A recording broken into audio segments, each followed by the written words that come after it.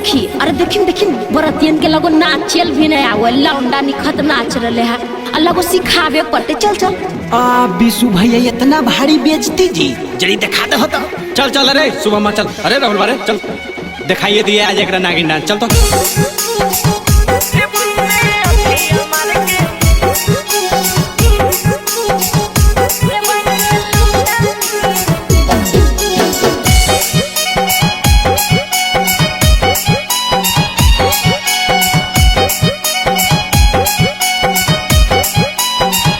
रे बंदे बरतिया साला के नाचे ले नया रे बंदे रे बंदे बरतिया साला के नाचे ले नया रे बंदे लौंडा नियन कमो रोहिला रे बंदे लौंडा नियन कमो रोहिला रे बंदे।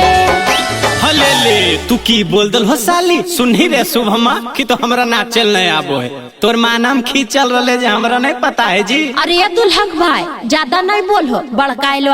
रे बंदे गाड़ी दे के साली मन लो भावई रे बंदे गाड़ी दे के साली मन लो भावई रे बंदे इशारा करके कोठावा पर बोलावई रे बंदे अखिया मार के कोठावा पर बोलावई रे बंदे। Music by DJ Sarfaraz.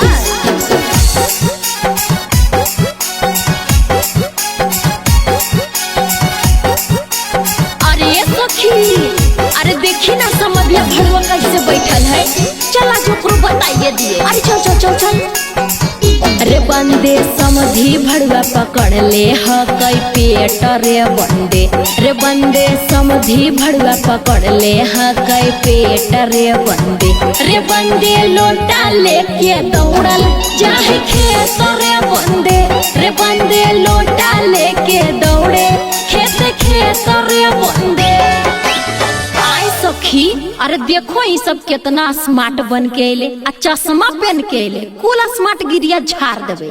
ए साली जी जितना देखे में सुंदर लग रहा हो ने उतना अगर रहल तब पानी मांग लगे तो देख रहे रे हमरा की देखो ओने देखी।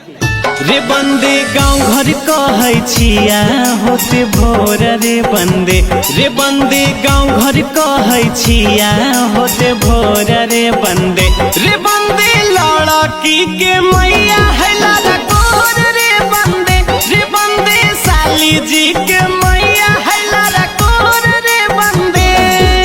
अरे देखिए ढेर मत बोलिए। अरे बाप रे सखी तकिया गुआ बैठल इहे डुबा दल के चले ओकरा करिया। अरे बंदे अगुआ साला के बहिनी है छिनार रे बंदे अगुआ साला के बहिनी है खेलाड़ रे बंदे भैया के हमर देवेले है तैयार रे बंदे चुम्मा देवेले भैया के है तैयार रे बंदे। साली जी ज्यादा हो लो कहीं तोर दीदी के साथ साथ तू नहीं चल जाओ। अरे इतना हिम्मत कहाँ हो गई तोहरा। अच्छा रे बंदे भौजी के बहिनिया है छिनार रे बंदे भौजी के बहिनिया है खेलाड़ रे बंदे चुम्मा देवेले एकदम है तैयार रे बंदे बिशु संगे भागेले है तैयार रे बंदे। अरे साली जी तनी नंबर वाला होना पर अरे भागे तो मार दो मजा।